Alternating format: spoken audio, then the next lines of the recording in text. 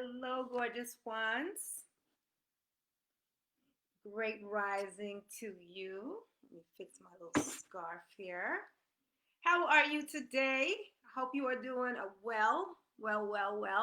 Just wait for folks to show up. Oh man, it's Wednesday. I'm super excited. I'm getting ready for a client meeting and also have some more meetings tonight. So I'm excited and ready for my day. So today I wanted to share with you, beautiful ladies, the importance or the connection between alignment and how we think. I think it's critical. Too often, I think we go through life wanting to get results, wanting to see things happen, and we just get into action mode and not necessarily look at other aspects of how we're showing up in order for us to become successful.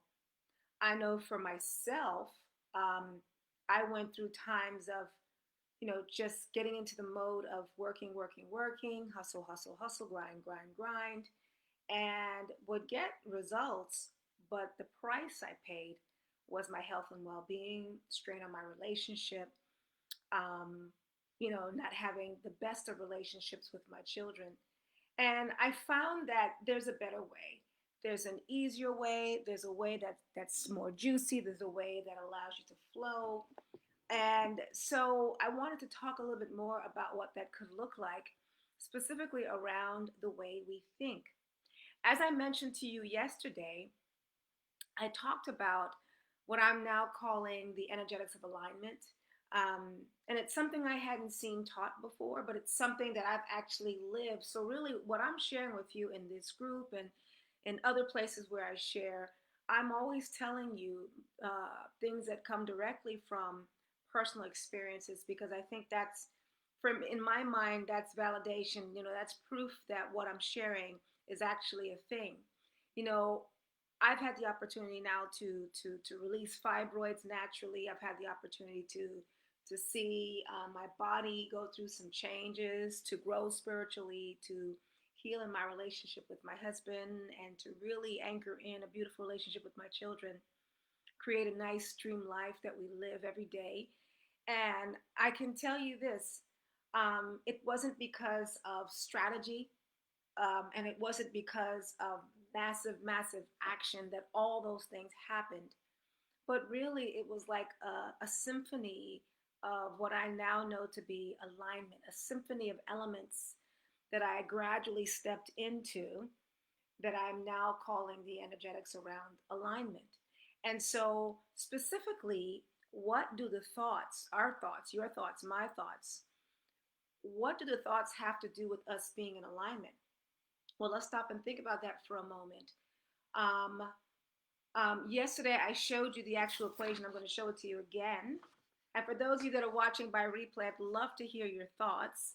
And if you're watching me live, go ahead and give me hearts or say hello so I know that you're out there. But anyway, so here's the energetics of alignment. You've got your belief, your thoughts, your feelings, your actions, and they lead to results all led by your intention. Now, if we just take a moment and look at just our thoughts, if we just isolate our thoughts, what do our thoughts have to do with alignment? Well, I think we can all know what the results of being out of alignment looks like. When you're out of alignment, it looks like you're worn down. It looks like you are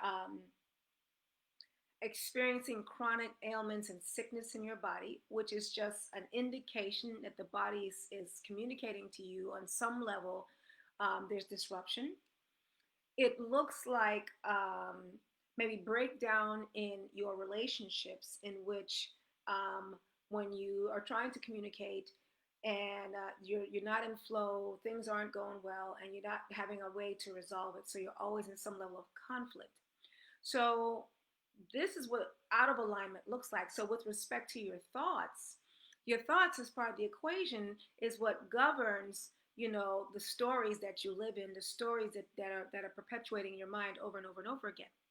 And so it's important for us to understand that the thoughts actually lead to feelings, and in the feelings actually lead to action because we're always in some sort of either moving towards pleasure or moving away from pain. That's the action that we're taking. So what were the thoughts and feelings that drove the action that we're taking at the moment? And when we get good at isolating the different components of alignment, you'll start to see the patterns that you live in. Today I was exercising on a treadmill, and I started to really think about patterns. And I found myself in an old pattern, and my husband actually reflected it back to me. I don't think he meant to. He reflected it back to me and made it obvious to me that I was in this old pattern. So what happened was, um, he was getting dressed to go to his consulting work. He's now a consultant. And I made a comment to him. And honestly, I thought the comment was innocent, but I said something like, "Oh," I said, "You look nice." And I said, "But the top that you wore yesterday was really nice. Don't you want to put on something else just like that?" And he was like, "No, I like this top." And I said, "Fine." But I was kind of stunned because in the past, if I'd have made a comment like that, he'd have been like, "Oh, let me change." So here's the thing. In the past, I also used to criticize and judge. That was part of my old way of being. And so I would imagine, and I'll confirm this with him, that the way I said what I said today probably sounded like criticism. And I didn't mean it, but I didn't mean it to be. So then I thought, well, what if he had said that to me? And he has said something like that in the past. "Oh, you're going to go out with that? You're going to wear that?" And I would change. I'm thinking, okay, well, he can see what I look like, whatever. But then I realized now that, you know what? That was criticism. And when he said it to me, it wasn't like it was a compliment, it was actually criticism. So it was the old pattern. My point is, that was old action, but I still had the thoughts, right? I had the thoughts of, oh, this would be nicer, and it drove my action of saying something to him. And he mirrored back to me, he's unavailable for that. And I'm fine with that. I'm fine with him no longer being available for that. Actually, I respect that and I appreciate that, because what it allowed me to see that this is an area I still need to improve in. This is an area in which I can come up higher. And so there was no conflict. It was actually quite nice. And it took me a moment because I was kind of like stunned. And it wasn't personal. I didn't take it personal. I took it as he's just got his boundaries and he's taking a stand for himself. And I just think that's amazingly sexy, right? So my point is, when we don't manage or monitor our thought life, and we just kind of let our thoughts go rampant, eventually we'll get the results of those thoughts. We'll get the fruit of those thoughts. And so inevitably, if we are in a situation where we are made to go one way, we are desiring to go one way, but our thoughts lead us to another way, and we eventually take action towards those thoughts, unbeknownst to us that we're veering off, if we were ever in alignment at all, then what happens is you'll start to see the result of it in not getting the results you're looking for, or or starting to see breakdowns in other areas of your life. And so this is why I think it's so important for us to really get good at harnessing our thoughts, really taking them captive, and really investigating what it is that we're thinking about. So what does this have to do with being a powerhouse? What does this have to do with being a spiritual person, if at all? And I'll tell you, it has everything to do with it, because I know of people who have been in a religion for years and years and years and years and years, and still walk in a place of emotional immaturity, walk in a place of judgment, personal judgment, lack of self care, all the things that shift once you start to ascend and once you start to have higher levels of being. So it's critical. I mean, it's like integral with growing up spiritually, growing up emotionally, and growing financially. Like all of those things. I don't think that we can look at this. I don't think that these are isolated. I think we're very much interdependent within our components. I don't think that we can isolate aspects of ourselves and treat them as independent, because very much dependent within ourselves. And my thing is we can be successful not only in, let's say, money, for example, but we can be successful in impact. We can be successful in our health. We can be successful in our relationships. Like, we get to have this incredible life where we get to have it all if we desire.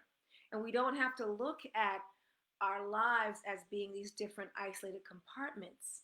And so the value in having aligned thinking is being able to show up for yourself and being able to make decisions and take right, healthy action, align yourself to what is it you're trying to accomplish, but in a way that supports you, in a way that supports your relationships and supports your health and well-being, everything, every aspect of you.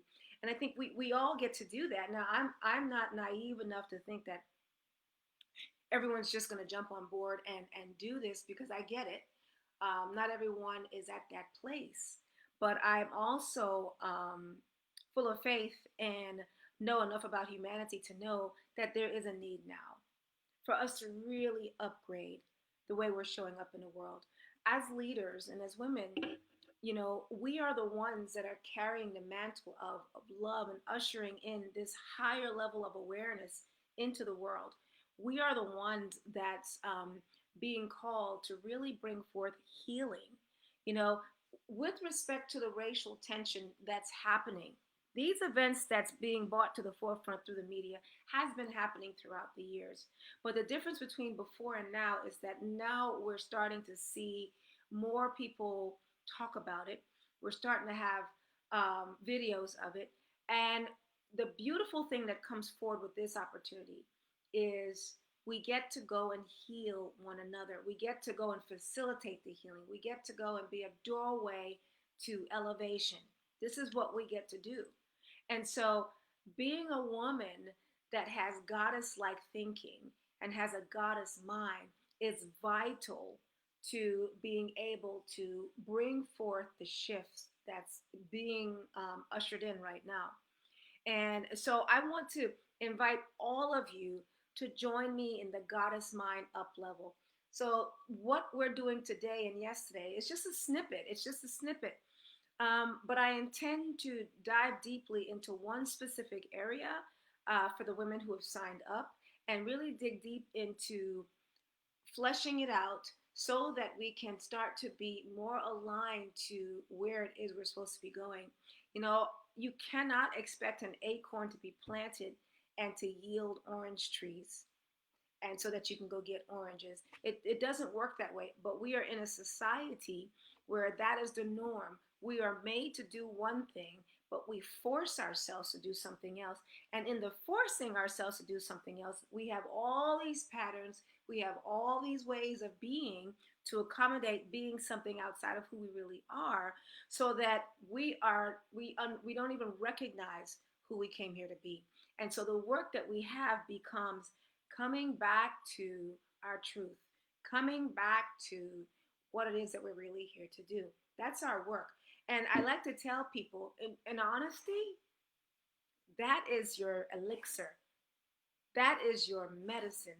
That is the thing that as you heal that thing, that's what you go tell the world. So the things I'm sharing with you are the things that I have healed.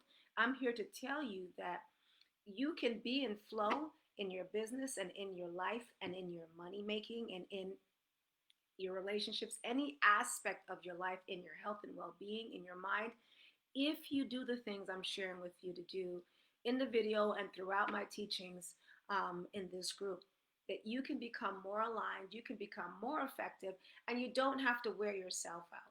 Not at all. You can be that acorn that eventually becomes that oak tree. Or if you are an orange tree, you can be that orange seed that eventually becomes an orange tree. In other words, you can be yourself and you can be compensated for it. You can be joyful with it, and you can have beautiful relationships. You can attract your soulmate. You can do all these beautiful things, but it has to come from a place from within, not from external to yourself. This is why the alignment, the energetics of alignment is so vital. So this Sunday from 12 p.m. to 3 p.m., we are going to be going over the energetics of alignment. And particularly, we're going to be going through our thoughts and our beliefs. And we're going to dig deep. My BS meter is quite high. So I can tell if someone is not being true to themselves, um, or if they've got so many beliefs in front of them that they can't really see the truth. And sometimes you just need someone outside of you to help you see something that you can't see. So, anyway, I want to invite you all to join us. And I'm going to come again tomorrow and talk a little bit more deeply about this.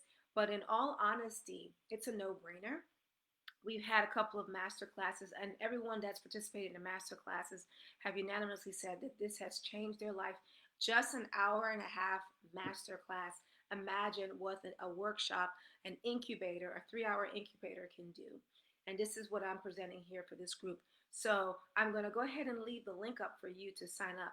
We're going to start at 12 o'clock on Sunday. We're going to go from 12 to 3 o'clock Central on Sunday, and it will be recorded.